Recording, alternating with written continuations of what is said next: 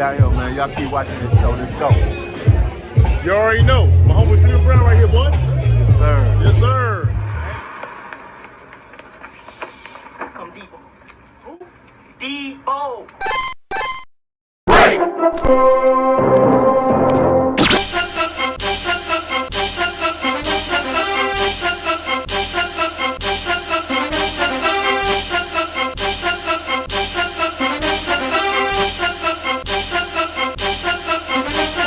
Ladies and gentlemen, kings and queens, pimps and players, and everybody in between, what's going on? Thank you so much for coming by the Debo Vibe Sports Dive, DVSD all day. It's your boy Debo right here. Thank y'all so much for coming by under these circumstances. Now, hey, we all know what happened to our Dirty Birds last week. We took the L 18-10. It is what it is. That's the past, though. We got to think about the future, though, because this upcoming Monday, the Dirty Birds will be in Philly to take care of the Philadelphia Eagles. It's going to be an interesting game. It's going to be a hard-fought game, and we're going to talk about it right here in this preview. But as always, y'all, I got to let y'all know, remind y'all, it's not just me who is doing this preview of the Philadelphia Eagles versus our Atlanta Falcons. There are so many. My hat to y'all, man. Content creators, Atlanta Falcon fans who are also doing Atlanta Falcon Philadelphia Eagle preview. So check them all out. I got a lot of them in my description. Check each and every single content creator out. Show love to them as we all show love to our Dirty Birds. So without further delay, let's go ahead and talk about the upcoming Monday Night Football game with our Atlanta Falcons at the Philadelphia Eagles. Y'all ready? Falcon Bear? Falcon Bear? You ready? Falcon Bear ready? Let's go!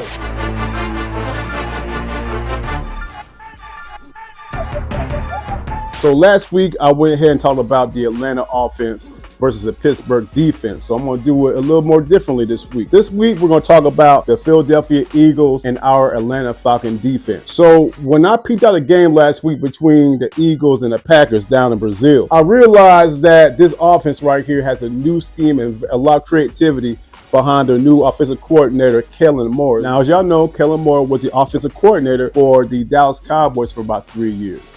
Last year, he spent 1 year with the LA Chargers, and now he is in Philadelphia, and he finally has the pieces to do what he wants to do with his creativity. Of course, I'm talking about Jalen Hurts. I'm talking about newly acquired Saquon Barkley, A.J. Brown, of course, Devontae Smith, Dallas Goedert, all them boys, you know what I mean? So one thing I realized about this offense that we're going to face this upcoming Monday is the creativity that Kellen Moore has as far as like shifting the offenses, using a lot of 11 personnel, of course, is the 3 receivers, 1 back, 1 tight end. But the main thing that really caught my attention was the outstanding running ability of Jalen Hurts as well as Saquon Barkley. Now, in my opinion, Jalen Hurts and Saquon Barkley, they could be the best quarterback running back tandem in the NFL. You know, I know we got Josh Allen and James Cook. That's a good one. I know we also have, of course, Lamar Jackson as well as Derrick Henry. Derrick Henry a little bit on the older side, though, but for the most part, these two dudes are studs in the backfield. And the running prowess showed last week. Saquon had 24 carries for 109 yards, I believe.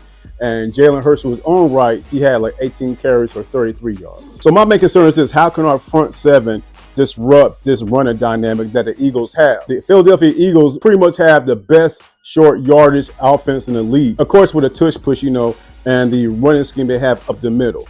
Now, one thing I think that we can contain, because you're not going to be able to stop it, but one thing that the Falcons can do up front to contain this running dynamic, I think, is to have David Onyemata up front, up in center, up in the center's face, and also to his side, also have Eddie Goldman playing the 2-wide technique. Well, now what a 2-wide technique is, pretty much he's shadowing or shading. His outside shoulder is shadowing or shading the guard. Now you put those two guys in the middle, that can cause a lot of disruption, particularly with the young center they have, who is Cam Jurgens. We'll talk about him in a second. Now, the Philadelphia Eagles offensive line show a lot of vulnerability, particularly with the retirement of Jason Kelce. And Jason Kelce's replacement is Cam Jurgens. Now, Cam Jurgens and Jalen Hurts, they had 2 fumbled snaps last week against the Packers. As you can understand, Jalen Hurts got a little concerned about that. Well, more frustrated than concerned. Nonetheless, Saquon and Jalen Hurts together, they averaged 3.8 yards a carry. And that Philadelphia Eagles offense were masters inside the red zone. Inside the red zone, they had 3 touchdowns. All 3 touchdowns were scored by one Saquon Barkley. So let's go ahead and think about that. The Philadelphia Eagles last week had 3 touchdowns in the red zone. Our defense didn't allow a single touchdown at all. So that running dynamic that the Eagles have is going to be a challenge. But of course, with every week, with each week, with every game, there's a different challenge. They're going to have to make the appropriate adjustments to make sure that Jalen Hurts and the RPO that he does, along with Saquon Barkley, does not penetrate our defensive interior and to make sure it's contained in some form or fashion. Now, in reference to offensive coordinator Kellen Moore, earlier I said there was a lot of creativity he had. 2 things I noticed about his creativity: that he ran a lot of trips being 3 receivers to one side. And another dynamic that he had is that Dallas Goedert, their tight end, he had him as stand-up. So he never really put his hand in the dirt. So tight end Dallas Goedert, by proxy, was their 4th wide receiver. So Jimmy Lake would have to counter that somehow, as well as be aware of the presence of Saquon Barkley. Now, as far as the receivers are concerned, we're going to have an AJ matchup. AJ Brown versus AJ Terrell. Now, last week, AJ Terrell matched up against a very physical wide receiver in George Pickens. AJ Brown is as physical and faster than George Pickens. And unfortunately, last week, George Pickens was having his way with AJ Terrell. So on the other side, more than likely, you're going to have Mike Hughes against Devontae Smith. And in a situation like this, I think it'd be best that the 2 safeties play cover 2 high safeties splitting the field, just to make sure AJ Brown does not get behind AJ Terrell, as well as the Slim Reaper, Devontae Smith, getting past Mike Hughes. In my opinion, the key player is going to shine this week for us is definitely going to be Nate Landman. Look, listen, I know Nate Landman is not the starter, but this is one of the games where we're going to need Nate Landman inside the box to make sure that the RPO that Jalen Hurts and Saquon Barkley does not gash us up and down the field. Now, one thing about Saquon Barkley, real quick. Now, I do understand that Saquon Barkley had 24 carries for 109 yards. But I want y'all to think about something right quick. 33 of those yards came off of 1 carry. So you take that carry away, he only had about 23 carries for 77 yards and about an average about 3.9 or 3.8. So that's promising for us in the interior. Nonetheless, like I said, we are talking about a high-power offense that put up 31 points last week against the Green Bay Packers. Last week, we had Najee Harris. Najee, he did his thing a little bit, but this week, the superiority of the offense that we're going to face is going to be way more better than the Art Smith offense. So in closing, in reference to our defense, what type of schemes can be installed to make sure that our defense, particularly the front 7, plays at the highest possible level? Because once again, with Jalen Hurts, Saquon Barkley, etc., they're a far more superior offense than faced last week against the Steelers. Let's go!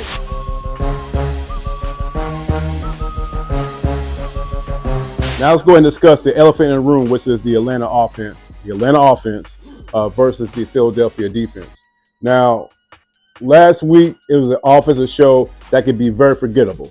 I don't know about y'all, I don't want to even think about last week's game. However, this week in the press conferences, Kirk Cousins did address the fact that he was in the pistol a lot and the shotgun a lot. And he did admit in his own words, it simply was not working. This week in practice, he was being seen taking snaps under the center way more, which is promising for the progression of our offense. And Kurt also stated that his Achilles feels great. So, you know, after the game, we was all wondering about his Achilles. He's assuring us by his words that his Achilles feels perfectly fine. Secondly, let's go ahead and discuss, as I call it, Chipgate. Chipgate. How come nobody was assisting TJ Watt to assist Caleb McGarry, right?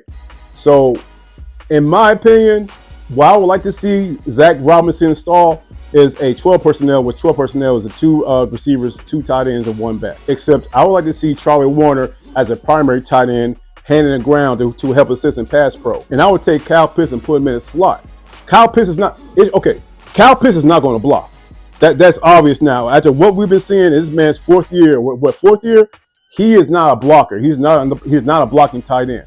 So we need to find a way to make sure this man gets the ball in his hand. And I believe the best way to do it is in slot position, not with his hand in the dirt as a traditional tight end, but like I said, put him in a slot. I think that would definitely help capitalize the movement of the offense. Now, in reference to the running game, the magic number I want y'all to think about, it happened last week. The magic number is 7.8. 7.8. Now, what 7.8 is a yards per carry that this Eagles defense allowed last week against the Packers. So you got Jalen Carter, but you also have Jordan Davis right there. But they were still with two, great run stoppers. But last week that defense gave up 7.8 yards a carry. So with that being said, Bijan Robinson. And let's not forget about Tyler Algier either, okay? Former 1,000-yard rusher Tyler Algier, mind you. So percentage-wise, Dwayne Ledford's offensive line should be able to push around that defensive line of the Philadelphia Eagles and allow chunk plays and explosive plays. Chunk and explosive plays. Run the football.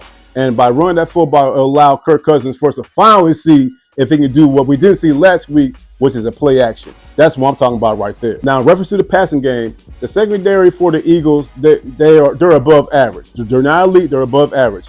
They have Darius Slay. They also have Keely Ringo on the other side and rookie Kenyon Mitchell. Now, in reference to rookie Kenyon Mitchell, the defensive back for them, he did do a pretty good job using the sideline as his friend. But like I stated a little bit ago, this secondary does not scare me.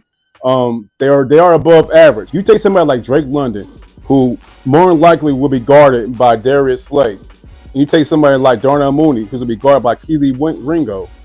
And possibly, like I said, if not Ray, you put Kyle Pitts in the slot against Kenyon Mitchell, the rookie.